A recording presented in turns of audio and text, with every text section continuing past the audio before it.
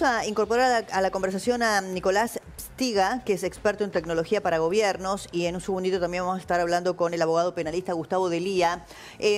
Hay muchos temas respecto del tema tecnológico que por ahí sería interesante, Nicolás, que nos ayudes a comprender cómo la tecnología está aplicada hoy tanto para el espionaje como para la seguridad de los gobiernos. Un poco relacionado también al tema que traía Jan respecto de la denuncia que había hecho el vocero Manuel Adorni del espionaje ruso en nuestro país. Contanos un poquito, vos que seguís estos temas, ¿de qué se trata? Bueno, en realidad la tecnología empieza a meterse en todos los ámbitos de la vida y en todos los ámbitos del Estado, en el gobierno, en el poder ejecutivo, en el poder judicial y en el poder legislativo. El tema es qué uso le estamos empezando a dar. Hoy hay tecnologías para todo. Bueno, recién veníamos hablando del tema de la tobillera electrónica, que ahora está muy de moda.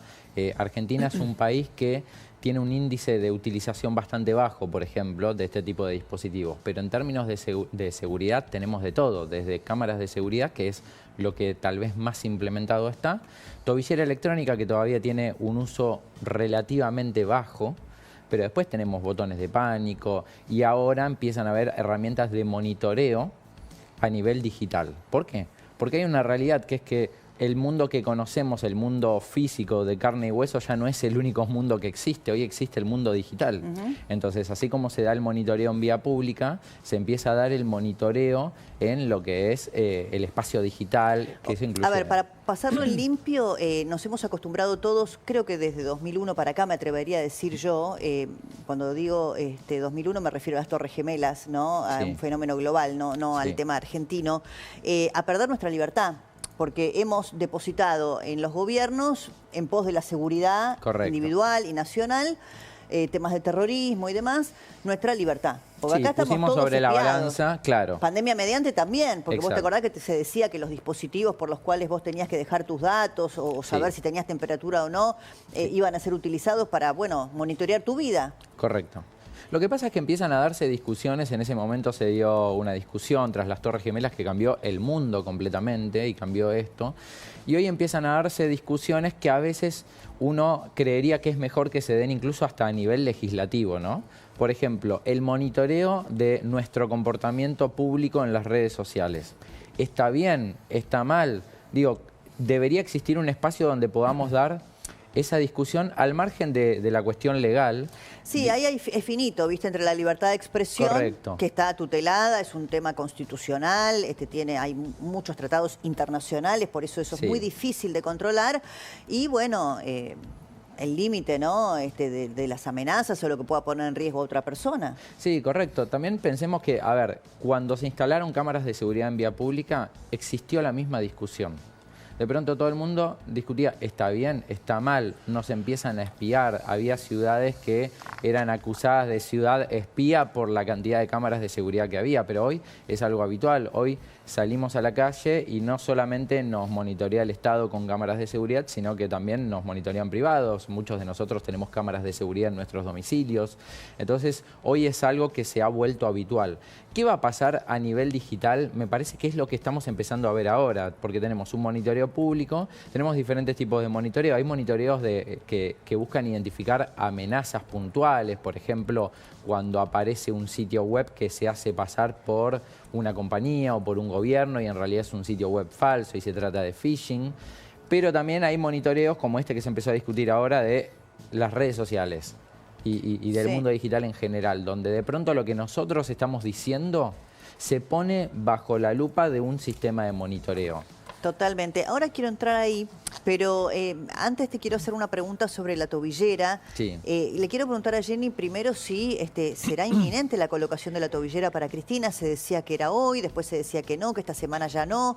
¿Se sabe algo? A ver, hoy empiezan lo que son los estudios psicosociales y técnicos, ¿sí? No nos olvidemos que esto está a cargo del Servicio Penitenciario Federal, que depende del Ministerio de Seguridad de la Nación. Lo que me informaron es esto que te estoy contando y no es algo de un día para el otro. No es que hoy ya pueden conectar todos los cables y demás, sino que esos informes obviamente se trasladan al tribunal y posteriormente se empieza con todo lo que es la colocación, por lo que se estima que, salvo que hagan todo de una velocidad inusitada, directamente puede ser la semana que viene, en los próximos días, en las próximas horas. No se va a llevar a cabo justamente el día de hoy, pero repito, ya se está empezando a hacer todos los trámites correspondientes. Bien. Respecto de lo que vos recién decías, ¿no? Como todos estamos siendo monitoreados. Yo, Sí. si querés, anticipamos ya, después lo vamos a desarrollar más ampliamente, pero me gustaría también que vos cuentes un poquito esto que trajo el vocero respecto de información calificada que tenía el gobierno, de los servicios de inteligencia, respecto de espionaje ruso, porque todo empieza a relacionarse, ¿no? Bien, este matrimonio que recién en el comienzo del programa mostrábamos las imágenes, estamos hablando de Lev Andriayev Konstantinovich, este es el hombre, y ella es Irina Yakovenko. Este matrimonio que detecta el gobierno tenía una célula aquí que se llamaba Proyecto Latka, junto con otros ciudadanos argentinos. ¿Cuál era el fin? Reclutar, hacer focus group, tener encuestas, tener videollamadas, para ir moldeando una estrategia de comunicación en redes sociales. Es crear y difundir información que afecte sensiblemente, según obviamente marca el gobierno nacional, en su contra, para tener en las redes sociales un contenido que pueda perjudicar, y se hace sensiblemente, Débora, durante un tiempo previo a una campaña electoral. O sea que este era el momento. Claro, ¿y cuál es la comparación que hace el gobierno? Lo que sucedió entre Rusia y las campañas presidenciales en los Estados Unidos. Sí. Que hacen lo mismo, utilizan plataformas como Facebook, X, Instagram, TikTok, para crear y difundir un tipo de comunicación política que afecte sensiblemente los intereses geopolíticos de la Argentina en este caso. Bueno, ahí te quiero preguntar a vos, Nicolás, ¿cómo tenemos que mirar este tipo de denuncias y cómo en todo caso los gobiernos se protegen o se cubren de estos eventuales casos de espionaje? Bueno, esto ya diría que no es nuevo, lo que pasa es que con este caso lo empezamos a ver ahora, pero está pasando en todas partes del mundo que se empieza a dar una discusión siempre o una realidad previa a una campaña electoral donde ahora empieza a haber una guerra de información, ¿no?